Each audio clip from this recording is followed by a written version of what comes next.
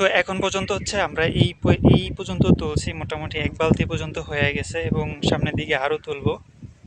এখন পর্যন্ত এই পরিমাণ তোলা হয়েছে, বাট এখানে একটা গাছের জায়গায় আসছি, এটা গতকালকে দেখে গেছিলাম হচ্ছে একেবারে আপনার একেবারে হচ্ছে তাজা, বাট এখন আজকে রোদে একেবারে হচ্ছে শুকনা হয়ে গেছে।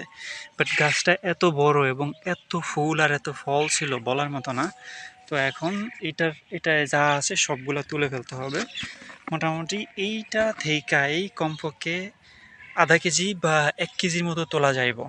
আর ফুল যেগুলা ছিল বা ফল যেগুলা ছিল ওগুলো যদি বড় হইতো তাহলে অলমোস্ট ২ কেজির মতো এটা থেকেই তোলা যাইত। গাইস, আমাদের এলোমেলো ব্লগটি আসলে এই পর্যন্তই। দেখা হবে আপনাদের সাথে অন্য আরও কোনো ব্লগে, যেখানে আপনাদেরকে আবার এলোমেলো অনেক কিছু দেখানোর চেষ্টা করব। এই হচ্ছে এলোমেলো ব্লগ এবং এলোমেলো মরিচ। তো মরিচ তুলতে তুলতে আমরা একেবারে জাম গাছটার কাছে চলে এসেছি। এতগুলা জাম পেকে আছে, আসলে লোভ সামলানো মুশকিল।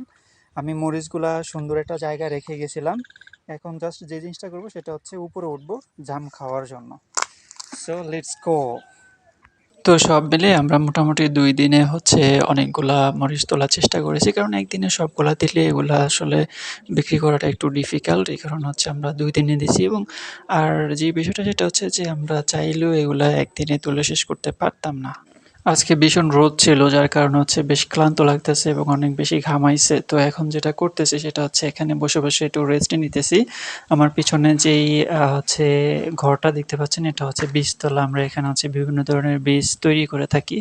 যেমন এই যে মরিচ গাছগুলা আছে এগুলোর বীজ আমরা এই জায়গায় তৈরি করেছি এবং বিভিন্ন ধরনের যে বীজগুলা তৈরি করা হয় সেগুলো সবকিছুই এখানে তৈরি করা হয়ে থাকে। তো আপনাদের সাথে হয়তো দেখা হবে অন্য কোনো ভিডিওতে। সবাই ভালো থাকবেন, সুস্থ থাকবেন। আসসালামু আলাইকুম।